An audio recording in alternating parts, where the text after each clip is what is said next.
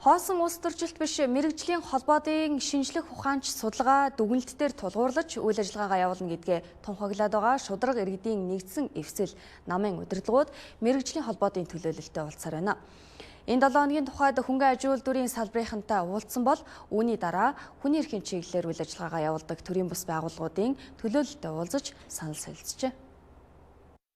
Шинэ намаас мэрэгжлийн холбоотой хийж буй уулзалт хүний эрхийн чиглэлээр үйл ажиллагаа явуулдаг төрийн бус байгууллагатай хамтарсан хэлцүүлгээр үргэлжиллээ.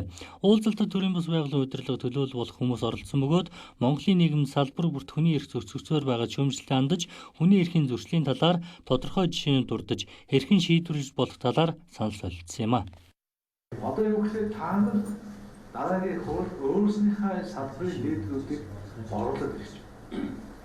Ерөөсөө шинэ нам буюу шударгын хэрэгцээ чинь бид хэлж штэ. Дээр нэг хэдэн одоо маркетинг нөхцөл хөлөг болцоод сүлжээ үүсгчээд ингээ Монголын төрийг багцуулаад авчихсан бүх шатнд айн орно. Энийг л бид зогсоох гэж. Энэ чи өнөөдөр тийм ээ одоо Монголын төр гэдэг чинь ийм дүлий, ийм сохор.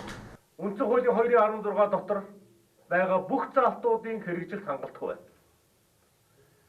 Бид хоёр хүний эрхийн дэд хорооны гишүүний хувьд үндсэн хуулийн нэмэлт өөрчлөлтөөр хүний эрхийг хамгаалах чиглэлд томоохон заалтууд орох ёстой гэдэг байр суурьтай байсан. Наад зах нь хүний эрхийн комиссоо шүдтэй арслан болох ёстой. Харамсалтай манан бүлэглэл хүний эрхийн чиглэлд нэгж дөрвтэй заалтыг үндсэн хуулийн нэмэлт өөрчлөлтөөр оруулсангүй.